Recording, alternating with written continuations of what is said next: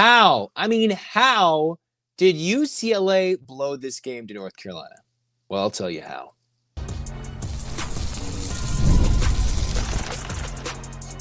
You are Locked On UCLA, your daily podcast on the UCLA Bruins. Part of the Locked On Podcast Network, your team every day.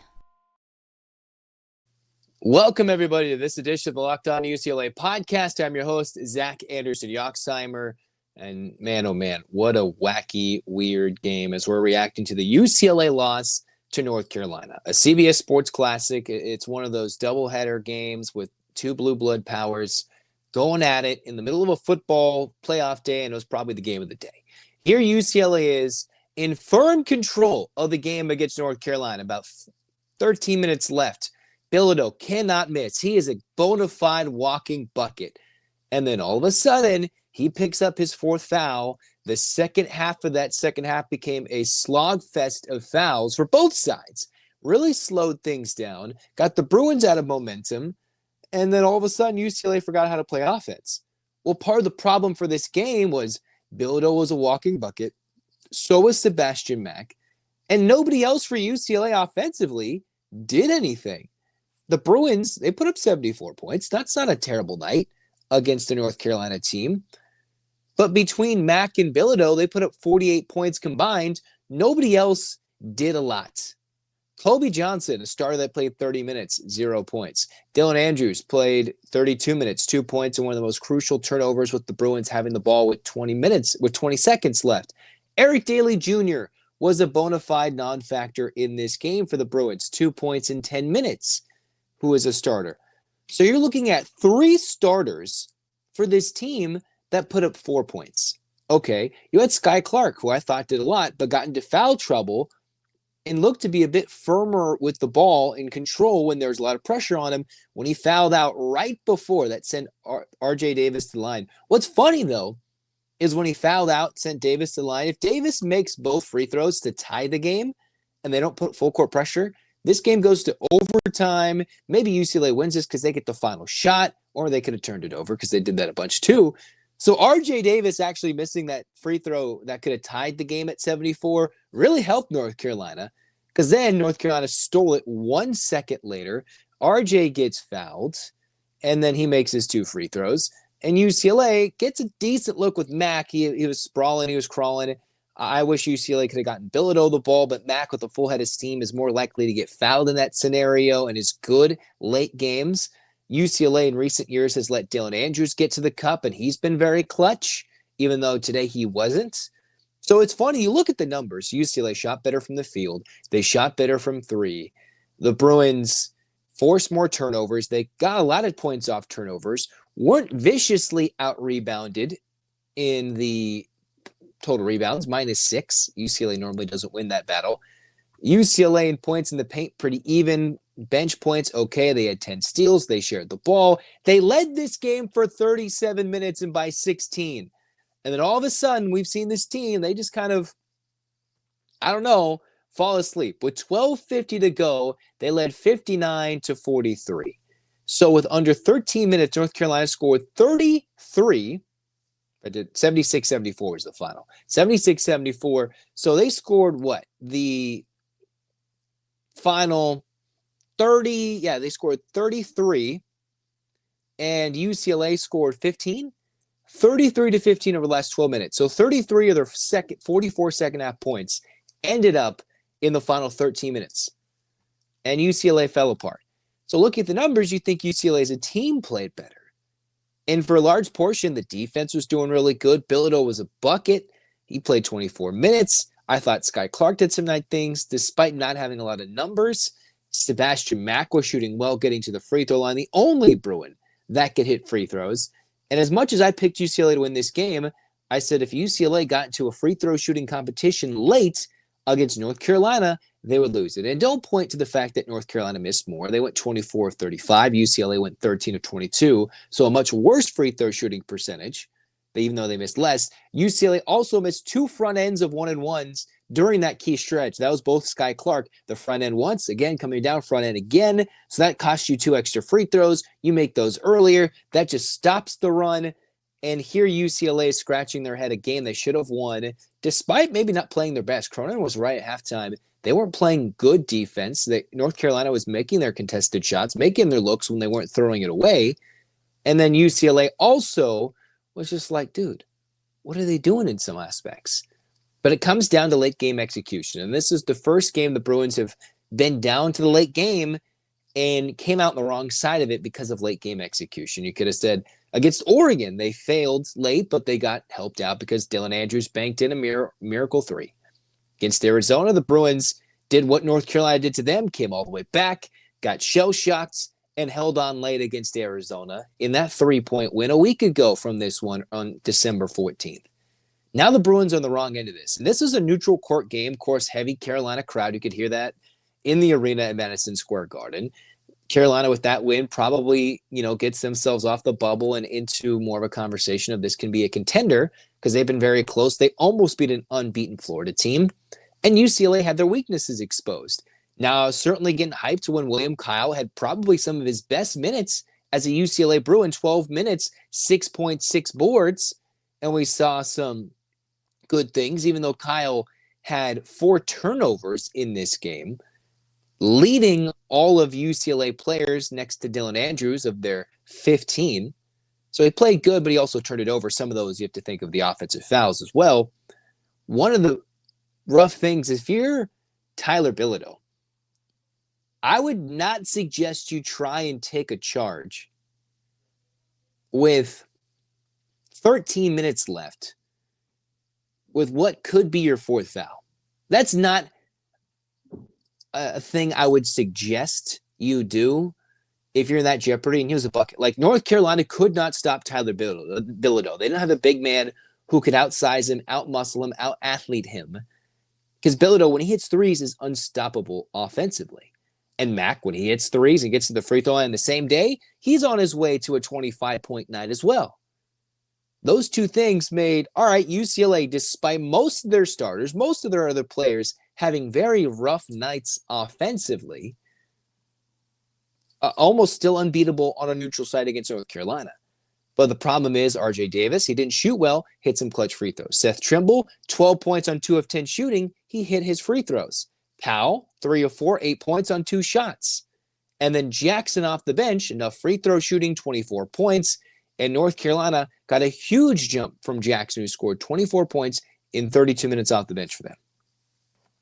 All right, UCLA's got to get a little bit better at closing out shots defensively. They did some great things, but then we can see where they're vulnerable. Because the UCLA Bruins have 10 minutes of stretches where they just kind of forget how to play basketball, or they just lose it. And Mick Cronin constructed this team to be deeper when, if Tyler Bilodeauand does something like this in preseason, a long time ago, I talked about Bilodeauand is the guy that could turn into a Dembona who will get into foul trouble and hurt the team. Now, this has been a rare occasion, but UCLA's also played a lot of cupcakes. Bilodeauand, when you look at his Oregon State numbers, had a high propensity to foul and get himself into foul trouble, which hurt the Beavers last year, even though he's a baller. In this game, he was really good. There's a lot of fouls called both ways. It combined for 57 free throws. How many were there in the second half? I don't want to count. Like 30 free throws. So pretty evenly split between the two teams for the free throw shot and the free throws made in the two halves. But just those last 13 minutes were just, oof, that was a lot of free throws, a lot of fouls. Everything was a touch and go. And some of which helped UCLA. You could argue whether the charge should have been called on Sebastian Mack.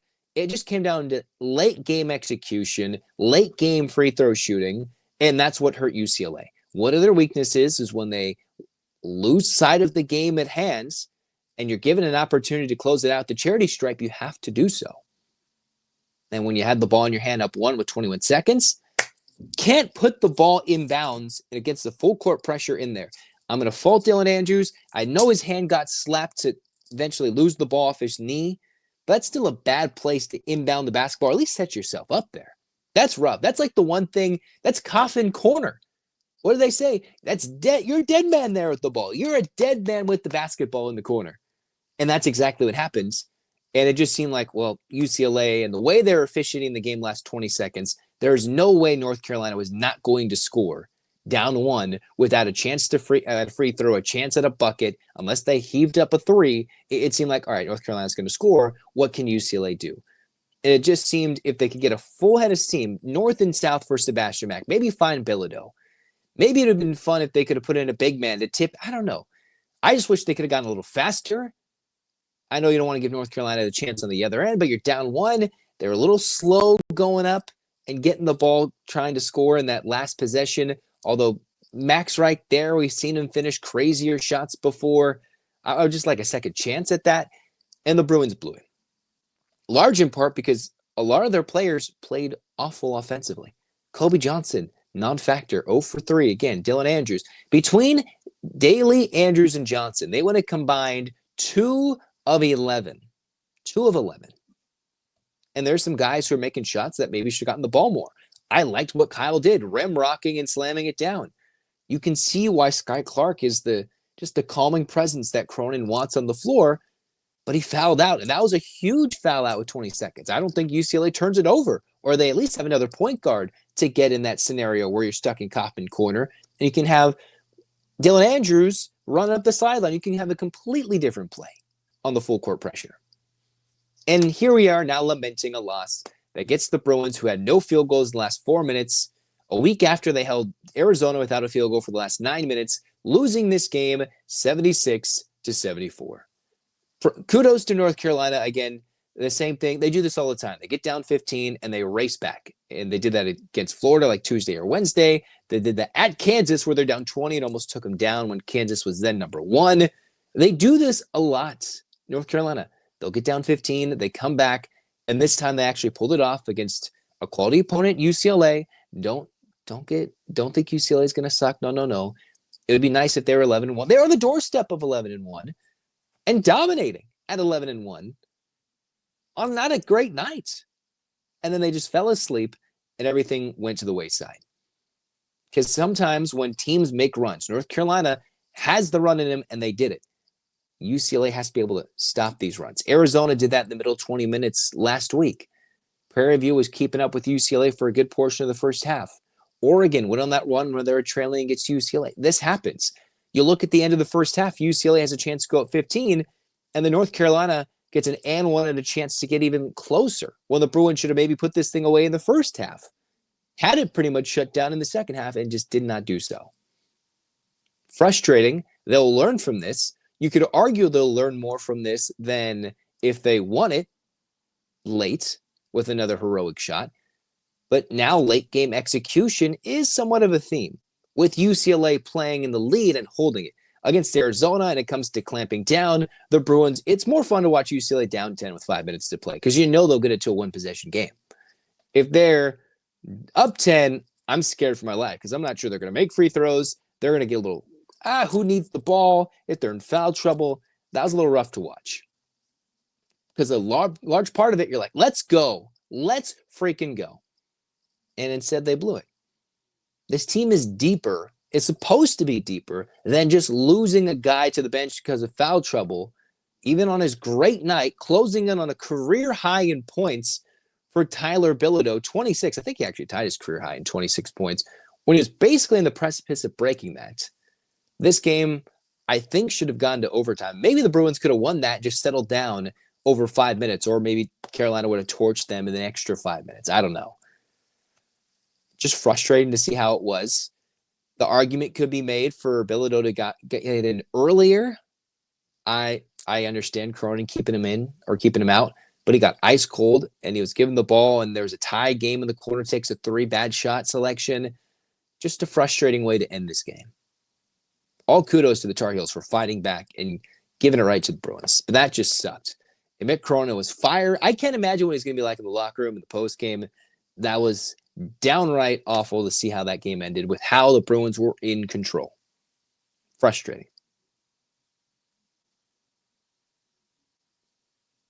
Well, it's not often when you sit there, you're thinking fan, you're like, all right, UCLA neutral court may be favored, everything, but hey, that's why if you're going to FanDuel and you're a new customer, you get a $5 bet, you place your $5 down, you win it, you get $150 in bonus bets, all right? And if you listen to my advice, maybe you wouldn't have been so keen on winning that 100 extra $50 unless you realize free throw shooting would be a factor. But if you're a new customer, $5, you get $150 in bonus bets if you win their first $5 bet.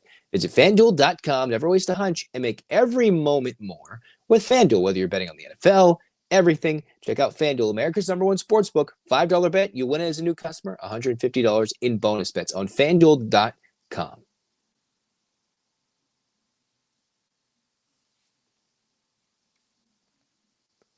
Heartbreaking way to end it. 76-74, North Carolina walks away with a heartbreaking, devastating punch of a blow to UCLA. And this is only one of many trips back east for the Bruins.